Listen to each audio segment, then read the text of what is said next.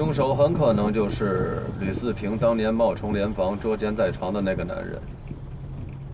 这小子被捉了奸，又被讹了钱，回头杀了吕四平可以看作是报复，可他为什么要继续杀车内幽会的男女呢？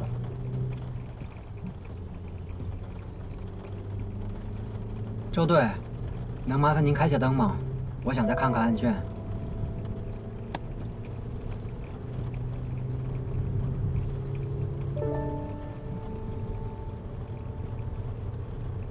如果像高亮所说，凶手从事司法类的工作，当然，这和他目前所掌握的反侦查技巧也十分契合。那么他在被捉奸的情况下，很有可能体验到了那种被曝光之后的屈辱感。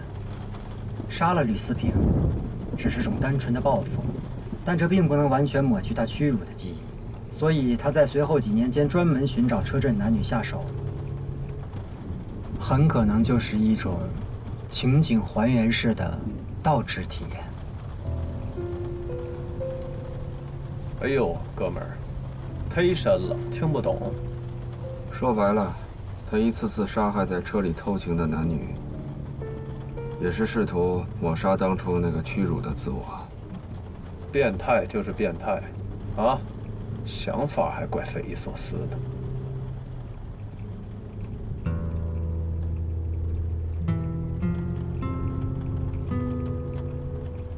呀，这都7点多了，咱们回队里之前先在外面吃个饭吧。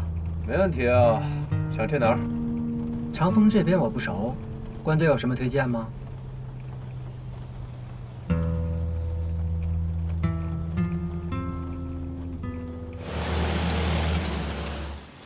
老关啊，我真不知道该说你什么了啊！你就带咱吃这个，这要传出去，不让人还敢追对人笑话吗？我还不知道你吗？出门兜里都不超过100块钱，你能请我们吃什么？我告诉你，今儿随便点，刷卡。不好意思，老板，我们这儿不能刷卡。不能刷卡啊？对。你看你找这地儿，卡也刷不了。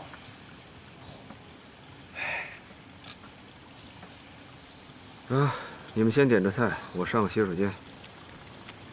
哎，不是老关，周队。哎，不能刷卡，可以用支付宝，大店小馆都可以。啊，对，有啊，值。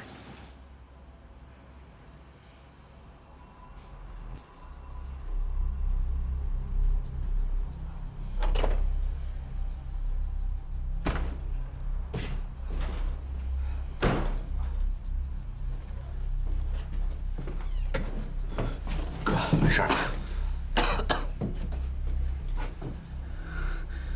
我们被发现了。被谁发现了？周巡。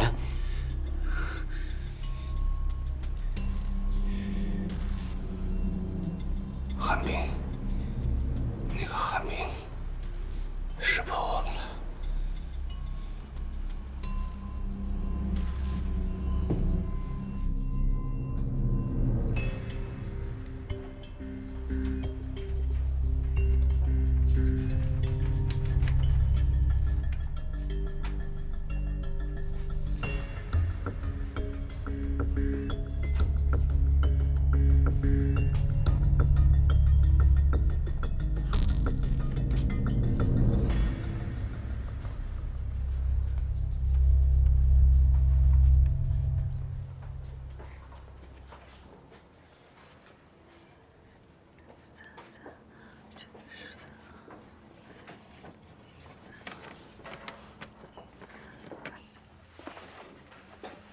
你怎么也来了？别这么没日没夜的。有这空闲，应该回家休息休息。大家都在坚持，我也不能开小差。找到了，是这个吗？对，我来吧，高哥。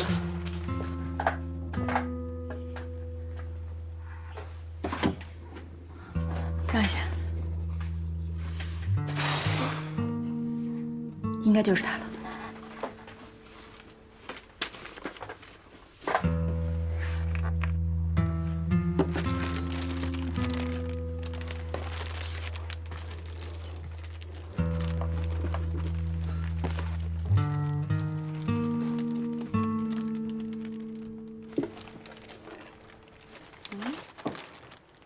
房卡。你确定那韩冰发现咱俩的事儿了？不但发现了，而且一直有意无意的在帮我们。为什么呀？哎，你不是说他就是一个……摸不透。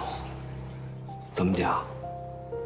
虽然从犯罪心理的侧写理论中，刑侦人员可以模仿罪犯的思维结构的方法是存在的，但是杀了吕四平，只是种单纯的报复，但这并不能完全抹去他屈辱的记忆。所以他在随后几年间专门寻找车震男女下手，很可能就是一种情景还原式的倒置体验。在实际的侦破过程当中，完全纯粹的站在主观的立场出发，揣测某种反社会人格的思维模式，其实是很难实现的。这你不也能做到吗？常年在一线工作的刑警，如果具备比较前沿的学术水平，是可以实现这一点，但他也要经过非常严谨的推测和理论。但是他不一样，他完成的太过轻松，太过写意了啊！你的意思是说，他完全就是本能的思维？那这个韩冰跟那个变态杀手属于一种人？不知道，总觉得他很难猜测。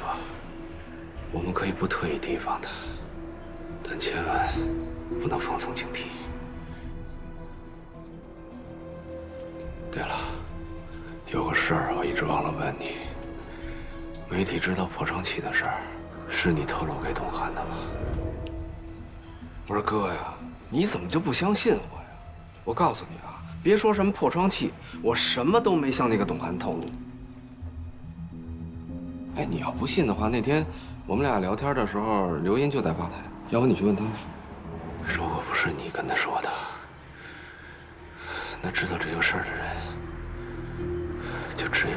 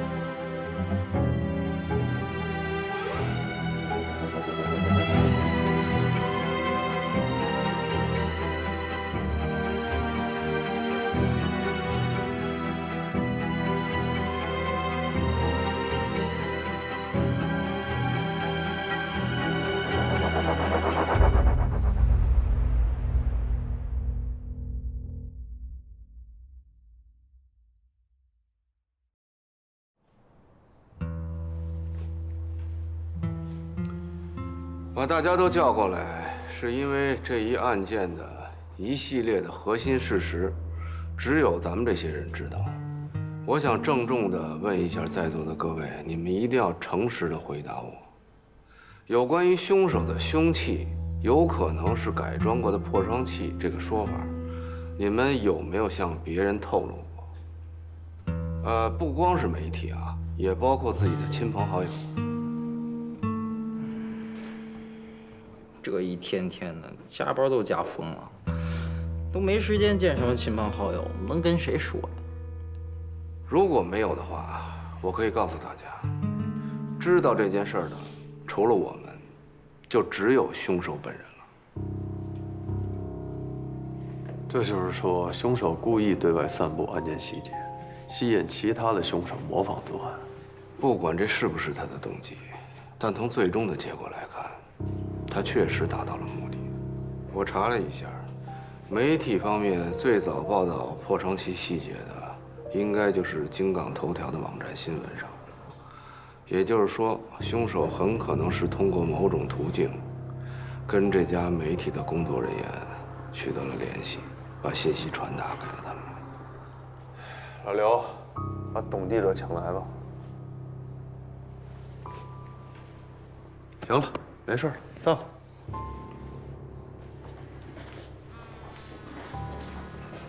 喂，哎，老张。哦，监控都调出来了。啊，多谢多谢。不用不用，我过去找你吧。好嘞好嘞，一会儿见啊。好。我去趟交管局，看看监控里边能不能找到咱们想找的那辆捷达车。啊，哎，这儿给关老师开车。哦，这傻愣这一天。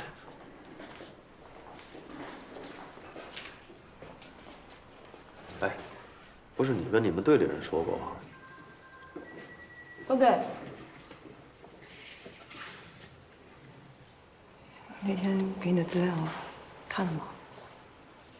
啊，看了。亚楠，我替他谢谢你。不过这个案子好多人盯着呢，你尽量别搅进来啊。 2份都看了吗？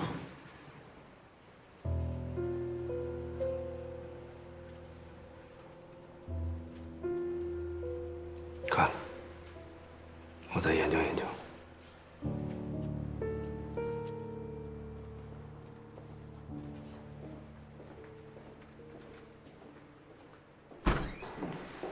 行吧，董局长。嗨。 董记者，那个实在是不好意思啊，之前多有冒犯。其实话说回来，我不是凶手，你也不是杀人犯，我们都是站在犯罪的对立面，应该属于同一阵营啊。啊，坐下谈。来，坐。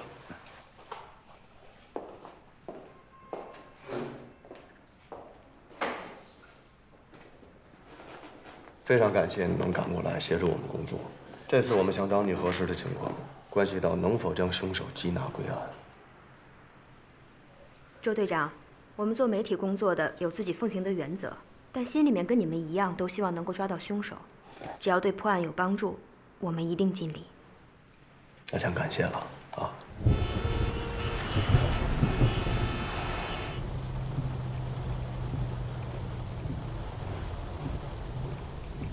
关老师，您从交管局拿的是？喂，喂，老关，你在哪儿？哦，刚从交管局出来，正要去物证鉴定中心。鉴定中心？上次从那儿取的 U 盘有点问题，有几张照片拷不出来。刚才打了个电话，王主任正好在，所以我们再过去一趟，打算重拿一套照片出来。老关。 董记者告诉我们，关于凶手使用的可能是破窗器的信息，正是他们在物证中心接受采访的时候，一名女性员工透露给他的，很可能就是那天接待你们的那个范丽云。难道说，就算范丽云不是凶手，他也一定会和凶手有某种关联。现在他手机关机了，我们查到了他的住处，正在去他家的路上。我们现在要不要马上过去？不用。 你正好通过王主任了解一下这个范丽云的信息，咱们保持联系。好。找到真凶了。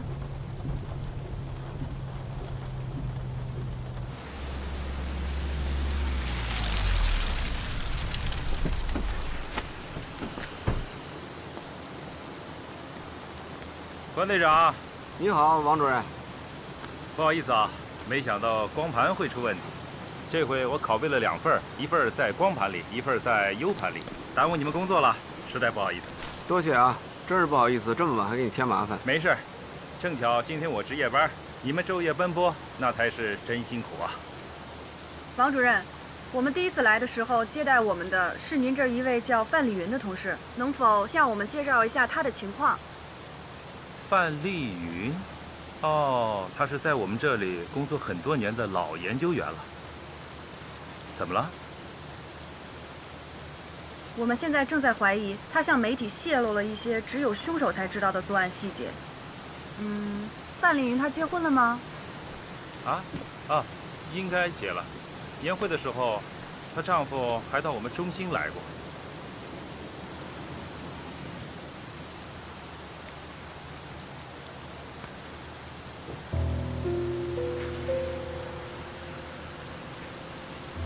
王主任，这辆捷达是您的车吗？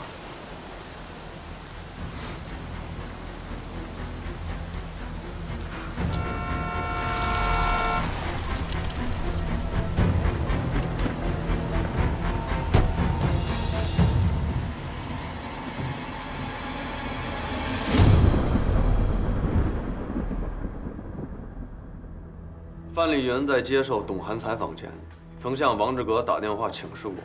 王志革告诉他，可以把警方告诉鉴定中心的案件细节透露给媒体。据范丽云透露，王志革在工作当中对员工几乎是强迫性的规定，包括物品摆放的位置、垃圾的处理，还有文件的排序，甚至是电脑文档的编号。上次我们去的时候，在门口他和关队握过手，可是进了办公室没多久他就离开了。回来的时候，他手上有洗手液的味道，这说明他仔细的洗过手。当我们离开的时候，他也小心翼翼地避免再次握手。他那辆银灰色的捷达汽车是他自己买的，一直是他一个人用。据员工回忆，他那个倒车镜上应该有一个挂件儿，但是我们在搜查这辆车的时候没有发现。哎，那他们车搜过了吗？都快拆散了，什么也没找到。遮挡号牌那块布和破窗器都没有找到，清理得特别干净。有可能，他们是有别的安全的可以藏这些东西的地方，也有可能是扔掉了。也就是说，我们把人给摁住了，但就是找不到直接的证据。已经派人去他家搜查了，现在小王正带着他的爱人回警队来接受询问，看看能不能有什么帮助。法官，能不能拿下他的口供？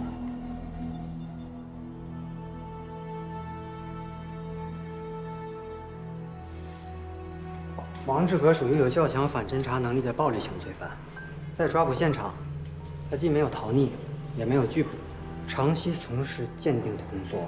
他很清楚，即便我们控制了嫌疑范围，控制住他，他也没留下任何可能会给自己定罪的证据。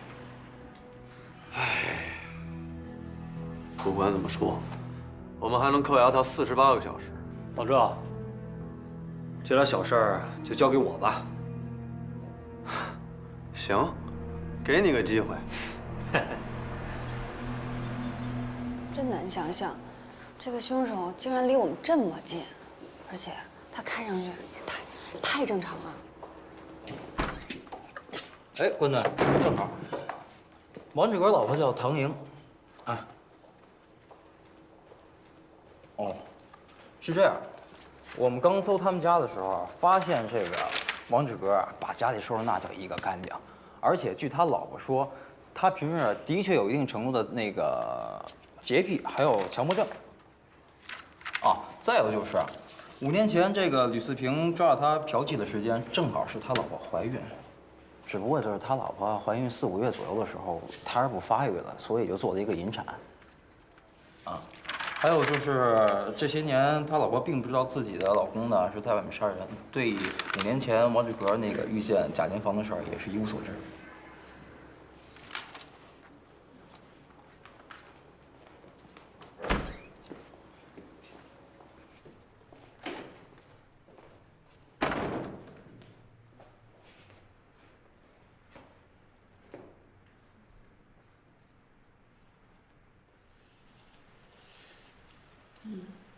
这么多年来，您从来没有发现您丈夫有什么异常之处吗？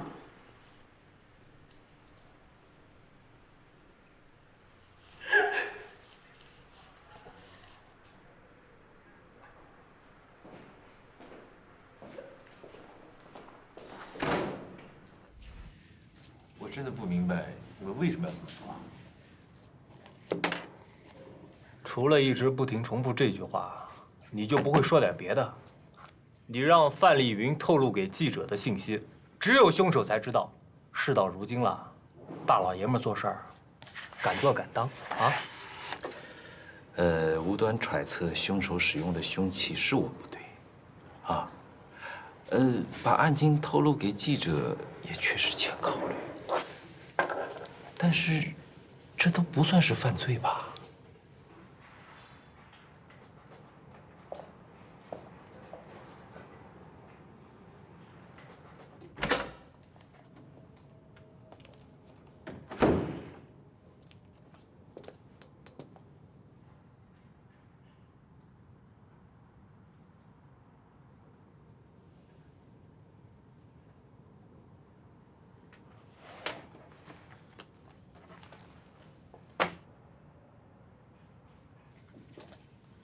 怎么？老婆一怀孕就管不住自己了啊？不过我也奇怪了，你说像你这么爱干净的男人，怎么能受得了那种脏兮兮的女人呢？啊？哎呀，你不要以为你可以逍遥法外，我告诉你啊，我们还会找到自由行酒店的员工，让他们指证你。我们还会调取全金港所有的监控，到时候一定会找到跟你有关联的视频。你的路已经走到尽头了，我不会给你任何无谓的希望啊！你杀了9个人，等待你的只有法律的制裁。杀了那么多人，你的良心上就没有一点自责和不安吗？啊！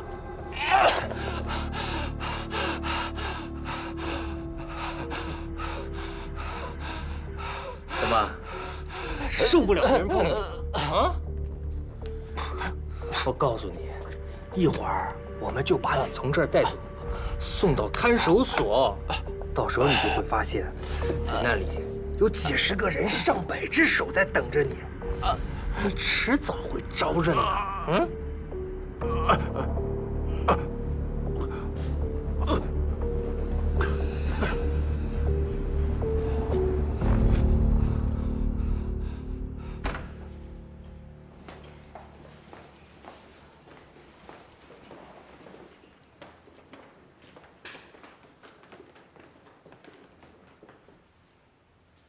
没错，这小子不但有强迫症，还有洁癖，我一碰他就受不了。估计在看守所里边待48个小时，他应该扛不住。我可没你这么乐观。他能接连杀掉这么多人，并且每次都冷静地摆放尸体、清理现场，他没那么容易崩溃。对他上下其手，只是讨了点心理上的偏好，不能让你取得给他定罪的供述。人摁住了，找不着证据，这也太可笑了吧！啊，被害人的车、他的车、他的家、他的老婆，还有他本人都在我们手里，挨个搁到显微镜底下看，我就不信找不着证据。那如果我们48小时之内找不到给他定罪的证据的话，那就把他放了呗，看看他下次作案的时候，咱能不能抓个现行，好不好？废话了。如果没有证据，真的要把他放了？要是所有证据都找得到的话，这世间就没有悬案。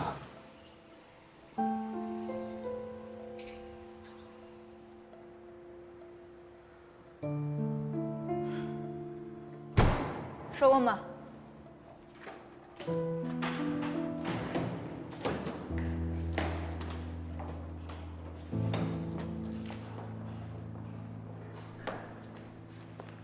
师姐，找到什么线索了吗？脚垫和座椅套几乎都是全新的，很难找到什么线索。不过还是要试一试。明天让高哥他们把设备都搬下来再说吧。今天就先回去，早点休息啊。回来。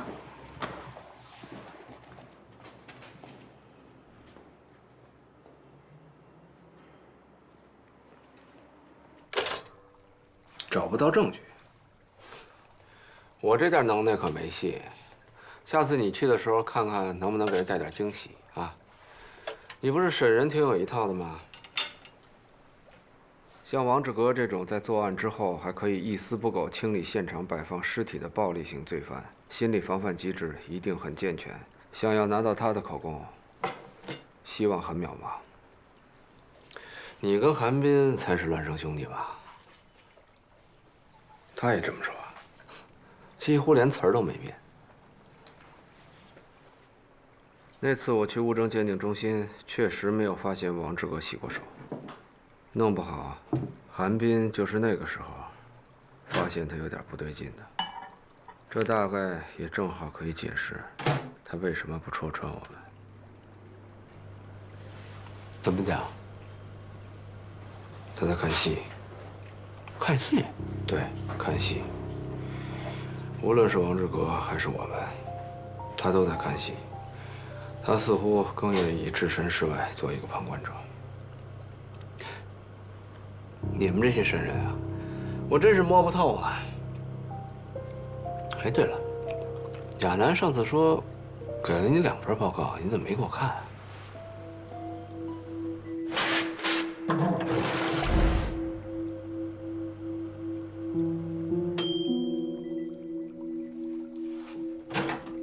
第2份报告，他这么跟你说的？对啊，他说给了你2份。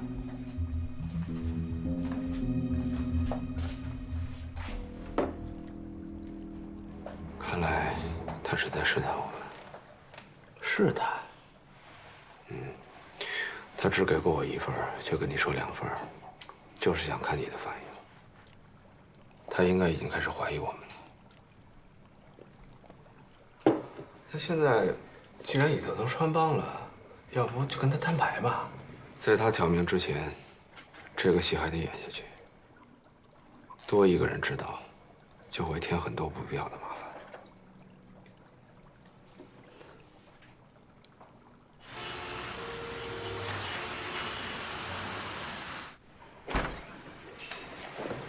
关老师，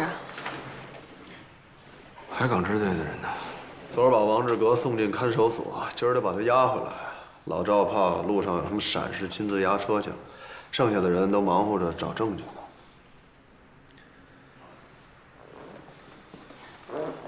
目前2个支队撒出去将近10个探子，去查这个王志革5年前的老同学。到目前为止，任何结果都没有。我估摸着王志革说的这个老同学，估计就是忽悠吕思平的一个说辞。自由行酒店的工作人员找着了吗？找着了，估计也没什么用。那我们是不是可以安排指认了？当然，等王志革回来，当然要指认。虽然我不抱什么希望，可是就算他不在，我们可以拿照片给他们看呀。照片指认至少得10张以上，真人需要5个。但是我就没觉得他能从这5个人当中认出王志革来，更别说人数翻倍了，没戏。以王志革作案的一贯作风，他进入酒店之前肯定是乔装过，掩盖了自己的体貌特征。哼。那个和吕四平开房的女人呢？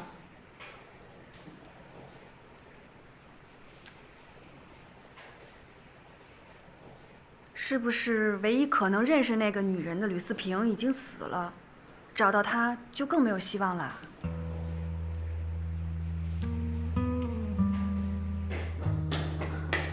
关队、周队，找到了，证据找到了。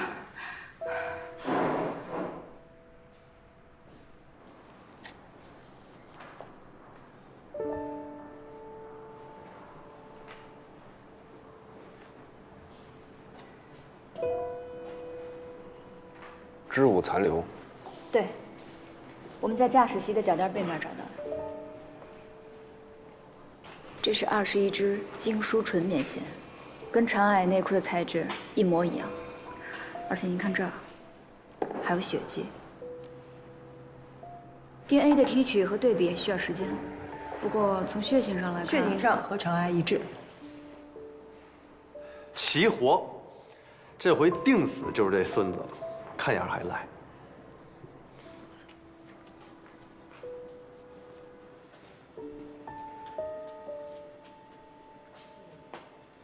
小赵，不错啊，越来越好了。舒服吗？辛苦辛苦。哎呦，总算能透口气了。差不多了。这天天的老流眼泪。我给你看看。傻眼？什么傻眼？疲劳过度。对不起，这个物证恐怕不能用。昨天把王志革接回来以后，我特意去了物证室，取了被害人的衣物拿下来，跟车里的织物做了比对。可能当时我不小心掉下来的吧，让大家空欢喜一场，不好意思啊。老关，你怎么会？怎么？难不成你还想将错就错啊？我跟你说啊，要想做证据呢，不难。我可以帮你做个更逼真的。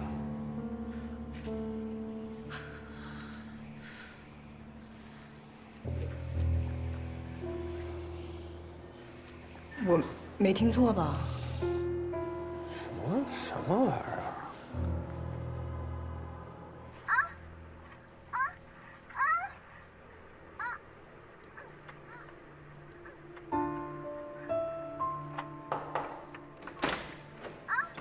关队，当年在房卡上检验出了4组不同的指纹，但是没有王志格的，对吧？对，放这儿吧。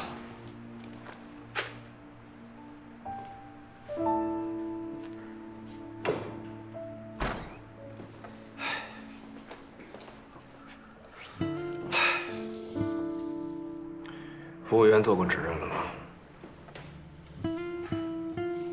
服务员指认出5年前是小汪入室杀的吕四平。哎，要不是王志格在押，我还真有心把小汪送进去。哎，没关系啊，咱们还有1天的时间，海港支队所有的人都撒出去，找那个和王志格搞破鞋的女人，没准啊，抓到她又能怎么样呢？啊？不是，你找到的话，就可以问明白他们和吕四平之间的关联，然后我们就可以，然后就能证明是他杀了吕四平，还有其余那4段。那我们总得干点什么吧？啊，老关。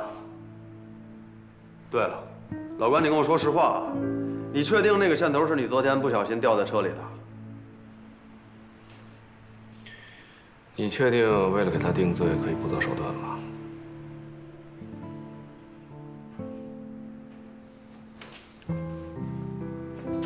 嘿，这儿搞的，吓人服了。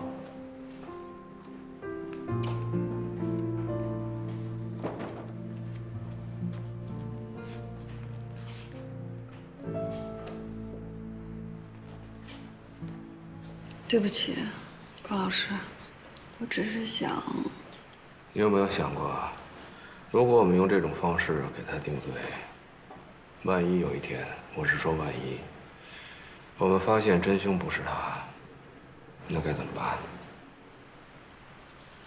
可是关老师，您昨天不是说……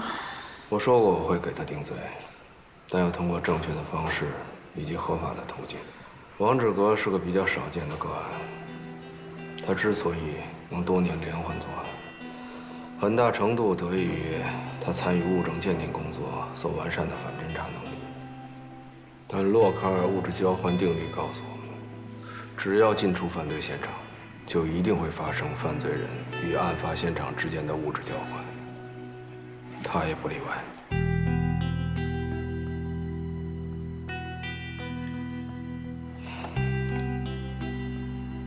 说起来，这么清晰的视频还原，还是出自王志格之手，真是讽刺。5年前，你被勒索，给你的内心烙下了创伤，于是你开始了强迫性的杀人，来抹去你内心的屈辱感。这些年过去了，你的屈辱感抹没抹去我不知道，但是你他妈杀人的技术越来越熟练了。你利用专业上的优势，消除线索，甚至给出误导性的信息，使你的案子成了他妈悬案。这使你的内心越来越兴奋，你越来越膨胀，同时你也越来越空虚。直到你看到媒体把李地森的案子炒得沸沸扬扬，你依然坚信你没有露出任何的破绽，你甚至亲自给出信息，来给我们警方和媒体。你是不是觉得你自己特别他妈天才？你是不是觉得你做什么都天衣无缝？你是不是觉得你甚至给出再多的信息，我们也定不了你的罪？我告诉你，你想错了。我们已经确定了，你就是杀害这9条人命的真凶。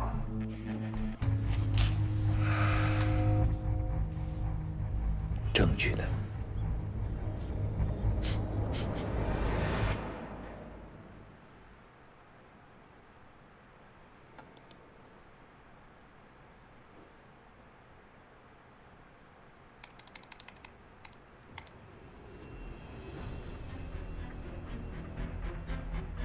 你注意到他的手指了吗？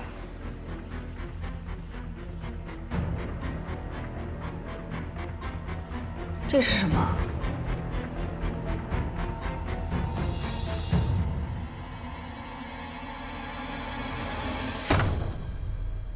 把他手铐打开。啊？给打开手铐。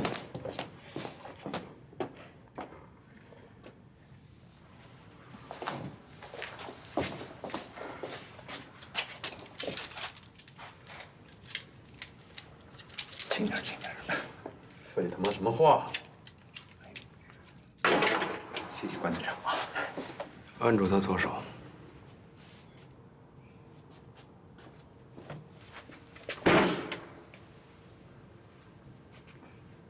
你这10年来，你有摘下过这枚婚戒吗？放开我！刀！别碰我！拿开你们的脏手！放开我！啊！别碰我！啊！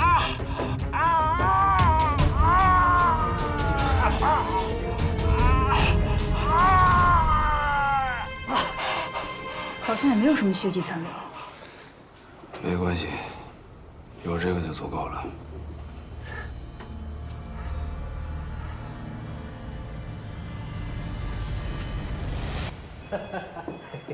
这个啊！哎呀，干得漂亮啊！戒指内圈里面有被害人的血迹，这证据啊，再死是不过了。市局那边给我来过电话，对咱们专案组的效率非常满意。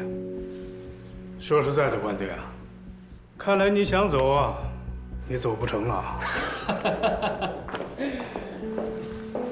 哟，董记者来了。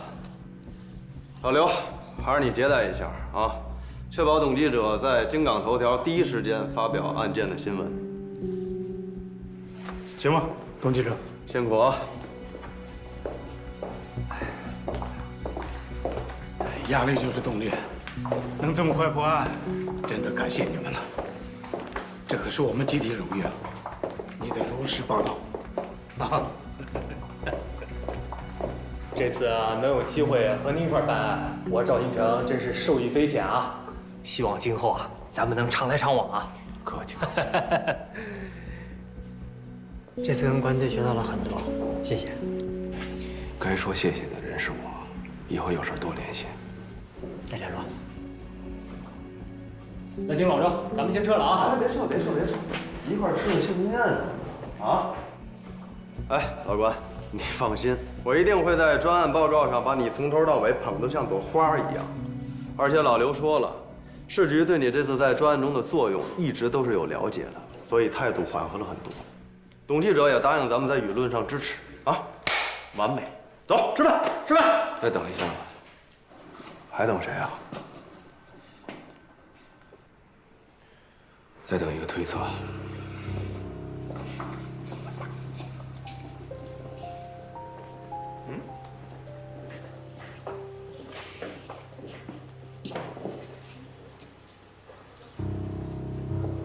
等一下。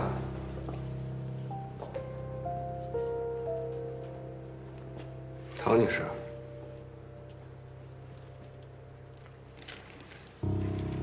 我们在您丈夫实施的第1起案件中，发现了一枚房卡。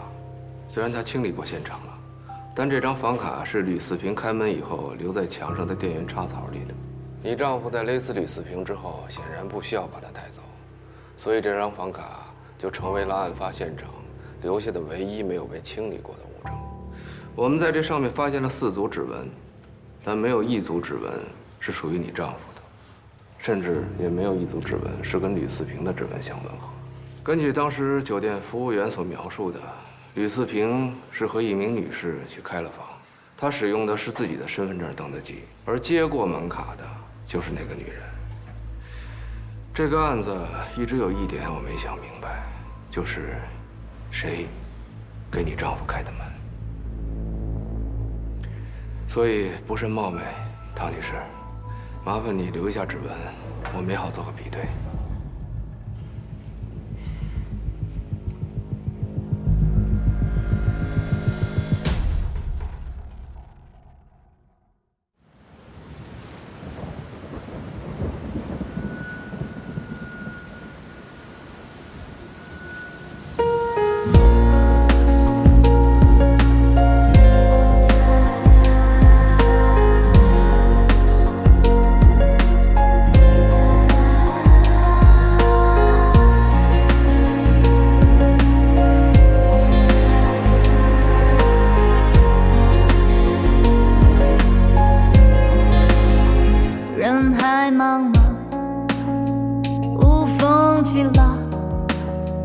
暗潮汹涌，此消彼长，春暖秋凉，别来无恙。明月当空，乘风破浪，谁心中有泪，挣扎于是非，爱假装不美，为爱赎罪。谁青春无悔，请勇敢一杯，逆风踏理想，一光三配，开往白天的夜。有没有终点？星光凋谢，迫在眉间，轰轰烈烈，代价不限。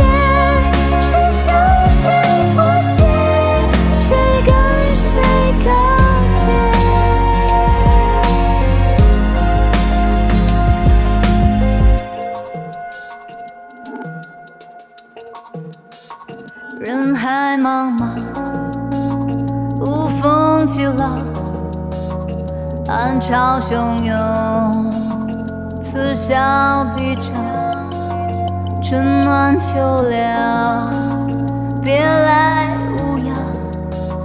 明月当空，乘风破浪，谁心中有泪，挣扎于是非。爱假装无畏，为爱赎罪。谁青春无悔，请勇敢一杯，逆风踏理想，一光三配，开往白天的夜。有没有终点？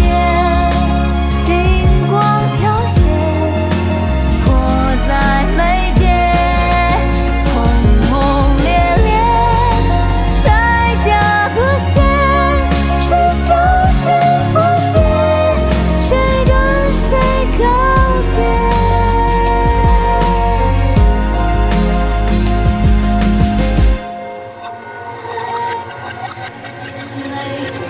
白天的夜，有没有终点？星光凋谢。